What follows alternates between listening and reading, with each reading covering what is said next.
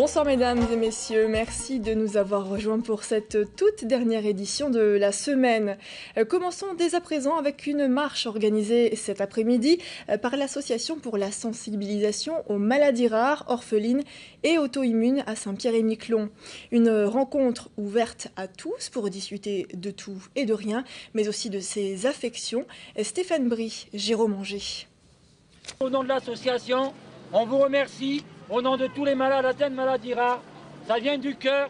On vous remercie et bonne balade.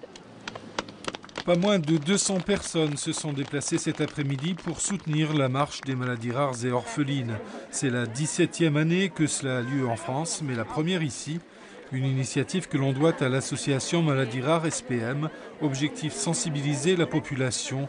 Plus de 300 personnes seraient concernées sur l'archipel. Et je m'aperçois, depuis qu'on a monté le Facebook de l'association, qu'il y a de plus en plus de gens atteints à Saint-Pierre-et-Miquelon qui se sentent énormément seuls. Donc, dans l'association, nous avons des médecins maintenant. Nous avons même un médecin en ligne qui est prêt à intervenir. Ça prend de l'ampleur. On est content, donc c'est notre premier événement. J'espère qu'il y en aura d'autres. Et bon, tout est gratuit. Hein, donc on ne demande pas d'argent à personne. On demande juste de discuter, de blaguer, de se raconter qu'est-ce que c'est qu'une maladie auto-immune. C'est pas toujours facile pour tout le monde de le comprendre. Ce qu'il faut savoir, c'est que quand les parents sont porteurs d'une maladie auto-immune, que, il y a 50% de malchance que les enfants l'aient aussi. Donc il serait bien que les parents disent aux enfants de se faire dépister le plus tôt possible. Une maladie est dite rare quand elle touche moins d'une personne sur 2000 et il en existe entre 6 et 8000 différentes.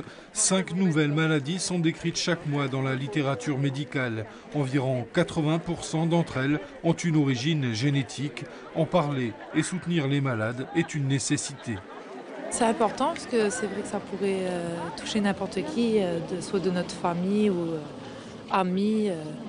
Donc il faut se mobiliser. Puis, voilà. On est un peu solidaire de tout ce qui se passe pour ces gens là qui sont malades et pour qui on n'a pas de réponse. Donc il faut bien marquer la journée. Puis voilà, tout le monde a une pensée pour Marguerite et tous les autres. C'est important, comme beaucoup le savent, on est passé par ces moments douloureux. Et c'était surtout pour soutenir cette démarche sur l'archipel que je trouve extraordinaire. Donc, bien sûr, notre présence était presque obligatoire. Faire évoluer le regard sur la maladie en informant et en communiquant. Cette première marche s'est achevée avec un petit chocolat chaud, un réconfort symbolique. L'association compte 400 membres, 50 nouvelles personnes ont rejoint donc aujourd'hui l'association. Et le 29 février, à l'occasion de la 9e journée mondiale des maladies rares, orphelines et auto-immunes, l'association de Saint-Pierre organisera une manifestation. D'autres projets sont programmés. Nous aurons bien sûr l'occasion d'y revenir plus tard.